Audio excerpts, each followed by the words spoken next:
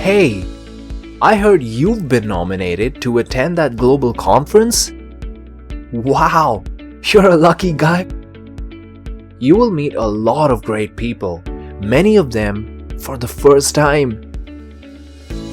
For many, attending this conference is an exciting opportunity. But for about 1 in 14 people around the world, this prospect will cause a great deal of fear and anxiety. But why? That's because this person could have social anxiety.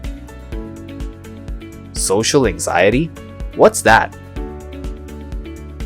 Social anxiety is an anxiety disorder characterized by a persistent and irrational fear of being evaluated, judged, and/or rejected. Social anxiety is the third most common psychological disorder in the world.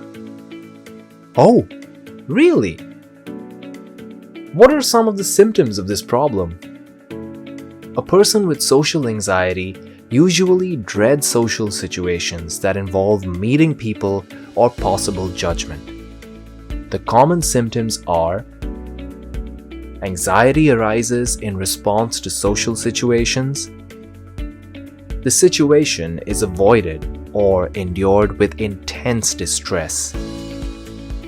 This anxious distress or avoidance causes significant functional impairment and anguish. The anxiety and related avoidance reactions persist for 6 months or longer. The person recognizes that the anxiety is irrational or excessive, but is unable to control it. Apart from this, the usual symptoms associated with anxiety are experienced: rapid breathing, fear, excessive sweating, increased heart rate, sleep disturbances, and more. I understand, but could this just be a case of shyness or introversion? No, shyness and introversion shouldn't be confused for social anxiety. An introvert is a person who likes to keep to himself, while shyness is an emotion that affects how people behave around others. Social anxiety is more serious than just introversion or shyness. Alright, I get it. Tell me, are there subtypes of social anxiety? Yes, there are 2 subtypes. The first type, generalized social anxiety, is more severe and involves an all-encompassing dread of a wide variety of social situations. The second, which is normally less severe, is called non-generalized or performance-only social anxiety and arises in situations that involve performing in public. Is there anything else I should know about this problem? Well, consider this. About 50% of people with social anxiety develop the condition by the age of 11. Nearly 80% of people with social anxiety develop the condition by the age of 20. About 20% of people with social anxiety have comorbid alcohol use disorder. About 2/3 of people with social anxiety say they have symptoms for 10 or more years before asking for help. Tell me, how is social anxiety caused? The disorder is assumed to be caused by a combination of biological factors and real-life experiences. It is more common in people who have had negative social experiences early in their lives, like being bullied, humiliated in public, or emotionally abused by their parents. Research also shows a connection between social anxiety and increased activity in the amygdala, the part of the brain responsible for emotional arousal and threat processing. Is social anxiety seen in the workplace? Of course it is. In the workplace, social anxiety can affect work productivity, especially when it interferes with the ability to network effectively, speak up during meetings, lead teams, and maintain effective relationships with colleagues. I won't be judged if I'm not there. A common symptom of social anxiety in the workplace is avoidance.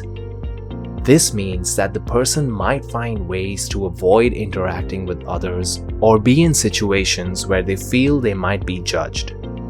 This can look like not speaking during team meetings, avoiding office parties or get-togethers, isolating oneself during lunchtime or breaks, delegating work to others, especially presentations or speeches, avoiding clarifying concerns or doubts, taking more days off, not asking for a raise or promotion when due.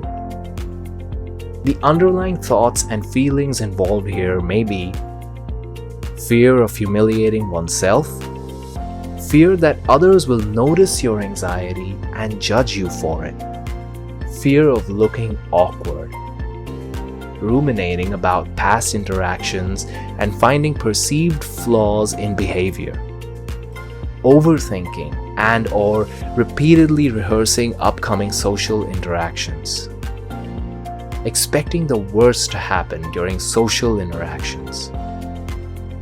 There is often a need to be perfect that operates underneath this anxiety. An unrealistic sense of what it means to be socially competent and successful.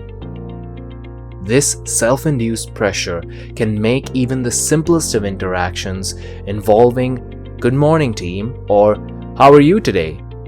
feel like a showdown.